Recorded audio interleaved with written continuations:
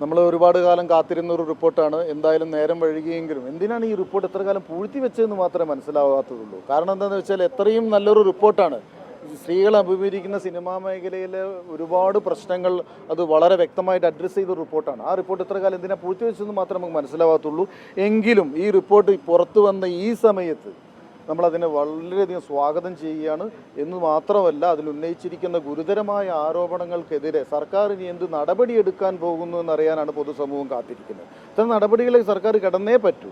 അതേ സമയത്ത് കുറച്ച് വർഷങ്ങൾക്ക് മുമ്പ് നട്ടലുള്ള കുറച്ച് പെൺകുട്ടികൾ നടി ആക്രമിക്കപ്പെട്ട സംഭവത്തിന് ശേഷം അവരുടെ സുഹൃത്തുക്കളാണെങ്കിൽ പോലും ആ വിഷയത്തിൻ്റെ പേരിൽ ഒത്തുകൂടിയ ആ നട്ടലുള്ള പെൺകുട്ടികൾ എടുത്ത കൂട്ടായ്മയുടെ പേരാണ് WCC. അവർ പറഞ്ഞിരിക്കുന്നത് ശരിയാണെന്ന് ഇന്ന് വ്യക്തമായിരിക്കുകയാണ്. കാരണം അവരാണ് ഈ പരാതിയുമായിട്ട് ആദ്യം മുഖ്യമന്ത്രിയുടെ അടുത്ത് എത്തുന്നത്. അതിൻ്റെ തുടർന്നാണ് നമുക്ക് ഇങ്ങനെ ഒരു കമ്മിറ്റി ഉണ്ടാകുന്നത്. അതിൻ്റെ ഒരു വലിയ വിജയം കൂടിയായെന്നാണ്. പക്ഷേ ഇതൊരു തുടക്കം മാത്രമാണ്. ഇതുകൊണ്ട് കഴിയുന്നില്ല. പക്ഷേ അതിൽ ഉന്നയിക്കപ്പെട്ട വിഷയങ്ങളെ ശക്തമായി അഭിമുഖീകരിക്കേണ്ട പ്രധാന ഉത്തരവാദിത്തം സർക്കാരിനാണ്. അതിൽ നിന്ന് സർക്കാർ ഒളിച്ചോടാൻ പറ്റില്ല. ആ പ്രശ്നങ്ങൾ അഡ്രസ്സ് ചെയ്യുമ്പോൾ മാത്രമേ സർക്കാർ ഇടതുപക്ഷ സർക്കാർ ആവുള്ളൂ. ഈ 4 വർഷം അത് ഫ്രീസറിലായിരുന്നു. ഇപ്പോഴാണ് അതിൻ്റെ 4 വർഷം അതിലൊന്നും നടപടി ഉണ്ടായിട്ടില്ല. പക്ഷേ അതിനുശേഷം നടക്കുന്നത് സർക്കാരിന് സ്വമേധി അതിലൊരു നടപടി എടുക്കേണ്ടതല്ലേ? കാരണം സ്ത്രീകളൊക്കെ അത്ര ഗുരുതരമായ ആരോപണങ്ങൾ ഉന്നയിച്ചിരിക്കുന്നത്. തീർച്ചയായിട്ടും ഇവർ ആരെയാണ് ഈ പേടിക്കുന്നതെന്ന് മാത്രമാണ് സർക്കാർ വ്യക്തമാക്കേണ്ടത്. ഒന്നുമില്ലെങ്കിൽ അടുത്ത തെരഞ്ഞെടുപ്പിലെങ്കിലും വ്യക്തമാക്കണം. കാരണം നമ്മൾക്കൊക്കെ ആകെ ഈ 5 കൊല്ലം കൂടുമ്പോൾ ഈ ചൂണ്ടുവിരലിൽ മഷി പുരട്ടാനുള്ള ഒരു അവകാശം മാത്രമുള്ള സ്ഥലത്താണല്ലോ ജീവിക്കുന്നത്. അതുകൊണ്ട് ഇത് വ്യക്തമാക്കി പറയണം, തെരഞ്ഞെടുപ്പിലെങ്കിലും പറയണം.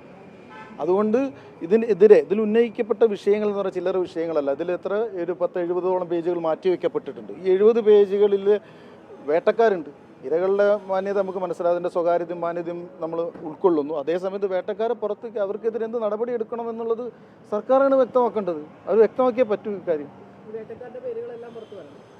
പേരുകൾ പുറത്ത് അവർക്കെതിരെ എന്ത് നടപടികൾ, ആദ്യത്തെ ക്ലീനിങ് അവിടെ നിന്നല്ലേ തുടങ്ങുന്നത്. ഈ 70 പേജുകളിൽ നിന്നാണ് തുടങ്ങേണ്ടത്. ഇങ്ങനെ തല എണ്ണി ഇങ്ങനെ പിടുത്ത് പുറത്തേക്ക് ഇട്ടിട്ട് നിയമത്തെ അഭിമുഖീകരിക്കും. ഇവർക്ക് എന്താ നിയമം? അപ്പോൾ ഈ ജയിലിൽ കിടക്കുന്നവരും കൊലപാതകികളും ക്രിമിനൽസുമായി ആർക്കും അവരുടെ സ്വകാര്യത മാനിക്കണം എന്ന് പറയേണ്ടി വരും. ഇനി വേറെ ആരെങ്കിലും 15 പേരാണ് മലയാള സിനിമ നിയന്ത്രിക്കുന്നത്, ഇൻഡസ്ട്രി മൊത്തത്തിൽ നിയന്ത്രിക്കുന്നതെന്നാണ് ഹേമ കമ്മിറ്റി പോലും പറയുന്നത്.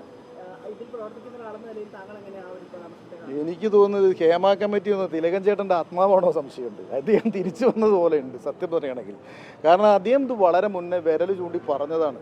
ഇങ്ങനെയുള്ള കുറച്ചൊരു ഗ്രൂപ്പ് ഇവിടെ ഉണ്ട്, കൃത്യമായ എണ്ണം വരെ അദ്ദേഹം പറഞ്ഞതാണ്. ആ സംഭവം ഇവിടെ ശരിയാണെന്ന് ബോധ്യപ്പെടുകയാണ്, തെളിഞ്ഞിരിക്കുകയാണ്. അത് ഇപ്പോൾ ഒരുപക്ഷെ ആ കമ്മിറ്റിക്ക് കുറച്ചു കാലമായിട്ടൊന്ന് സൈലൻ്റ് ആവാനുള്ള കാരണം പോലും സോഷ്യൽ മീഡിയ സജീവമായതുകൊണ്ടെന്ന് വിശ്വസിക്കുന്ന കൂട്ടത്തിലാണ് ഞാൻ. കാരണം ഓരോ വ്യക്തിയും മുതിർന്ന പൗരന്മാരായ ഓരോ വ്യക്തികളും ഒരു പത്രം ആയി മാറുന്ന ഒരവസ്ഥ ഉണ്ട്. അതിൽ ശരിയുണ്ടാകാൻ തെറ്റും ഉണ്ടാകും. എങ്കിലും അതിലെ ഒരുപാട് ശരികൾ തിരഞ്ഞെടുക്കാൻ സമൂഹത്തിന് അറിയാം. അതിൻ്റെ ഭാഗമായിട്ട് അതിനെ പേടിച്ചിട്ടാണ് ഇവരൊക്കെ മിണ്ടാതിരിക്കുന്നത് എന്നുള്ളതാണ് ഒരു ഇത് എനിക്ക്. ഏതായാലും ആ കമ്മിറ്റിയൊക്കെ ഉണ്ടെങ്കിൽ അങ്ങനത്തെ കമ്മിറ്റികളൊക്കെ പുറത്തു വരണം. ആരാണ് ഈ ഇങ്ങനത്തെ ഒരു നിഴൽ കമ്മിറ്റി? ഇവരൊക്കെ ഭരിക്കുന്നുണ്ട്, അത് അങ്ങനെ അറിയില്ല എന്നൊന്നും പറഞ്ഞിരുന്നിട്ട് കാര്യമില്ല. അങ്ങനെ ഉള്ളത് കൊണ്ട് തന്നെയാണല്ലോ ഇതൊക്കെ. കാരണം എന്താണെന്നറിയോ, നമുക്ക് അനുഭവിക്കാത്ത കാലത്തോളം എല്ലാ കഥകളും നമുക്ക് കഥകളും കെട്ടുകഥകളും ഒക്കെയാണ്.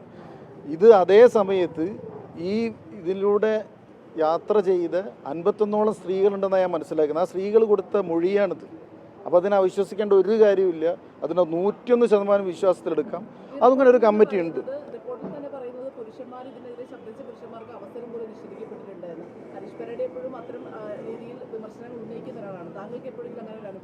എൻ്റെ അടുത്തേക്കൊക്കെ വരട്ടെ, അപ്പം കാണാം. നെഞ്ഞു വിരിച്ചുകൂടെ നിൽക്കുന്നുണ്ട്. പക്ഷേ മലയാള സിനിമയിൽ പലപ്പോഴും അവസരങ്ങൾ നിഷേധിക്കപ്പെടുന്ന നിലയിലാണ് കാണാറ്. എന്തിനത്? ഞാനൊന്നും അല്ലെങ്കിലും ഇവിടുത്തെ ഏതെങ്കിലും നിർമ്മാതാവിൻ്റെ ഇത് കണ്ടിട്ടല്ല എൻ്റെ കഞ്ഞിക്ക് വെള്ളം വെക്കുന്നത്, അടുപ്പത്ത് വെള്ളം വെക്കുന്നത്. മനസ്സിലായില്ലേ? അങ്ങനെ പുറത്താക്കുന്നുണ്ട്. നമുക്ക് നമ്മളെ സിനിമ ഉണ്ടാക്കാൻ അറിയാം. നമ്മൾ ഇതേപോലെ മുഖ്യധാരയിൽ നിന്ന് പുറത്താക്കപ്പെട്ട ആൾക്കാരെ അങ്ങോട്ട് സംഘടിപ്പിക്കും, അതിൽ വെച്ചൊരു സിനിമ ഉണ്ടാക്കും, അത്രയേ ഉള്ളൂ. അതിനെ നേരിട്ട് വന്ന് തെരുവിൽ നാടകം കളിച്ച് വന്നോനെ ഞാൻ. എന്നാ പിന്നെ നല്ല. എന്നിട്ടപ്പോൾ ഈ ഹോളിഡേൻ്റെ ഉള്ളിലേക്ക് കയറാൻ പോണ്. അത് പോട്ടെ, അതൊക്കെ എന്ന് പറഞ്ഞാൽ യഥാർത്ഥ വിഷയങ്ങളെ അഭിമുഖീകരിക്കാൻ അറിയാത്തത് കൊണ്ടുണ്ടാകുന്ന ജൽപ്പനങ്ങൾ മാത്രമാണ്. അതിനൊക്കെ ഞാൻ അങ്ങനെ കാണുന്നുള്ളൂ. കാരണം രണ്ട് ഭാഗത്തും ഇങ്ങനെ കൂടെ നിൽക്കാമെന്നൊന്നുമല്ല. നിങ്ങളൊരു സിനിമയിൽ അഭിനയിക്കാൻ വേണ്ടി ചിലപ്പോൾ നമുക്ക് ആ ഓരോ വ്യക്തിയുടെ സ്വഭാവ സർട്ടിഫിക്കറ്റ് കിട്ടിയിട്ടൊന്നല്ല ആ ഒരു സിനിമയിൽ അഭിനയിക്കാൻ പോകുന്നു. അതിൻ്റെ ഭാഗമായിട്ട് പലപ്പോഴും സിനിമകളിലൊക്കെ സഹകരിക്കേണ്ടി വരും. പക്ഷേ അതേ സമയത്ത് സംഘടന എന്ന നിലയ്ക്ക് ഓരോ തീരുമാനങ്ങൾ എടുക്കുമ്പോൾ കൃത്യമായ തീരുമാനങ്ങളായിരിക്കണം. അത് സംഘടന എന്ന് പറയുന്ന സമൂഹത്തിന് ഉത്തരവാദിത്തമുള്ള ഒരു പ്രസ്ഥാനമായിട്ട് മാറുകയാണ്. അത് താരങ്ങളുടെ സംഘടനയാണെങ്കിലും ശരി, അല്ലാത്ത സംഘടനയാണെങ്കിലും ശരി. അതുകൊണ്ട് തന്നെ കൃത്യമായ നിലപാട് സമൂഹത്തോട് പറയാനുള്ള ഉത്തരവാദിത്തം അവർക്കുണ്ട്. അല്ലാതെ ഇത് പഠിക്കട്ടെ, ഞങ്ങളിത് പഠിച്ചു കഴിഞ്ഞിട്ട് പറയാം, അതൊക്കെ ഏറ്റവും വലിയ അശ്ലീലത്തരങ്ങളാണ്, വഷളത്തരങ്ങളാണ്. ഇതിനൊക്കെ ഇനി നട്ടെല്ല് നിവർത്തി അഡ്രസ്സ് ചെയ്യണം. അറ്റ്ലീസ്റ്റ് ആ സംഘടനകളൊക്കെ നന്നാവണം എന്ന് ആഗ്രഹമുണ്ടെങ്കിൽ, സമൂഹത്തെ ഇനിയും ഫേസ് ചെയ്യണം എന്ന് ആഗ്രഹമുണ്ടെങ്കിൽ, അത് പുതിയ കുട്ടികൾ വന്ന് തൂക്കി പുറത്തേക്ക് ഇടും. അതുവരെ വെയിറ്റ് ചെയ്യണ്ട. അതിനു മുന്നേ ഇത്തരം വിഷയങ്ങളൊക്കെ അഡ്രസ്സ് ചെയ്യും. അതായത് ഇത്തരം റിപ്പോർട്ടുകളൊക്കെ പൂഴ്ത്തി വെക്കപ്പെടുമ്പോൾ ഇതൊക്കെ പൂഴ്ത്തി വെക്കാൻ ഞമ്മക്ക് ആളുണ്ടടാ എന്നുള്ളൊരു ധ്വനിയാണ് വരുന്നത്. നേരെ മറിച്ച് ഇതൊക്കെ പൂഴ്ത്തി വെക്കപ്പെടില്ല, ഇതൊക്കെ പുറത്ത് വരും എന്ന് പറയുമ്പോൾ ഞങ്ങൾ കൂടെ ആളുണ്ടടാ എന്ന് പറയാനുള്ള പെൺകുട്ടികളും ആൺകുട്ടികളൊക്കെ വരും. അത് അങ്ങനെയുള്ള ഒരു പുതിയ തലമുറയ്ക്ക് ധൈര്യം കൊടുക്കാനാണ് സർക്കാരിൻ്റെ ഉത്തരവാദിത്തം. അതുകൊണ്ടാണ് ഞാൻ പറഞ്ഞത്, അപ്പോഴേ സർക്കാർ ഇടതുപക്ഷ സർക്കാർ ആവുള്ളൂ. അല്ലാതെ നിങ്ങൾ ബാനറിന് മുകളിൽ എഴുതി വെക്കുന്ന ഒരു ഇടതുപക്ഷം മാത്രമായിരിക്കുന്നത്. ഏത് തരത്തിലുള്ള നവീകരണമാണ് ആവശ്യപ്പെടുന്നത്? നവീകരണം എന്ന് പറഞ്ഞാൽ സർക്കാരാണ് ഈ നടപടികൾ എടുക്കേണ്ടത്. ഓരോരോ പിൻ പോയിന്റ് സ്കാനിങ് ആയിരിക്കണം ഉന്നയിച്ച വിഷയങ്ങൾക്ക് ബന്ധപ്പെട്ടിട്ട്. ഒരു കാര്യം, നേരത്തെ ഈ സിനിമാ മേഖലയിലെ ഈ ലഹരി ഉപയോഗത്തിനെതിരെ ഒരു റെയ്ഡ് അടക്കമുള്ള കാര്യങ്ങൾ സർക്കാർ കടന്നിരുന്നു. പിന്നീട് അത് സ്വിച്ചിട്ട പോലെ നിൽക്കുന്ന ഒരു സാഹചര്യമുണ്ടായി. പല നടന്മാർ അതിനെ രംഗത്ത് വന്നിരുന്നു. അപ്പോൾ ഇനി എന്താണ് ഇതിലെ ആക്ഷൻ? ഇവിടെ സാധാരണ റോട്ടിലൂടെ നടന്നു പോകുന്നവൻ്റെ പോക്കറ്റിലിട്ടുള്ള കഞ്ചാവ് പൊതികൾ പിടിക്കുന്നുണ്ടല്ലോ. പിന്നെ എന്താ ഒരു സിനിമാ ലൊക്കേഷനിൽ വന്ന് റെയ്ഡ് ചെയ്യാൻ എത്ര പേടി? ആരെയാണ് ഇവർ പേടിക്കുന്നത്? സർക്കാരിൻ്റെ കയ്യിലല്ലേ സംവിധാനം, പോലീസും എല്ലാം.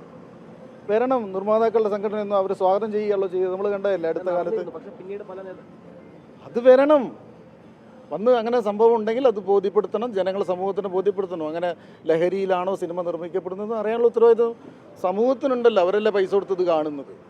തീർച്ചയായിട്ടും ഇവിടെ ഇത്തരം സംഭവങ്ങൾ നടക്കുന്നുണ്ട് എന്ന് പറയുമ്പോൾ വേറെ സ്ഥലത്ത് ഇതൊക്കെ നടക്കുന്നുണ്ടല്ലോ എന്ന് പറഞ്ഞാൽ നമ്മളെ പ്രശ്നങ്ങളെ ചെറുതായി കാണാൻ പറ്റില്ല. കാരണം ഒരു വര വരച്ചതിൻ്റെ മുകളിലപ്പുറം വലിയൊരു വര വരച്ച് കഴിഞ്ഞാൽ ഇത് ചെറുതാവല്ലോ എന്ന് പറയുന്ന ഒരു വൃത്തികെട്ട നിലപാടാണത്. അതുകൊണ്ടൊന്നും കാര്യമില്ല.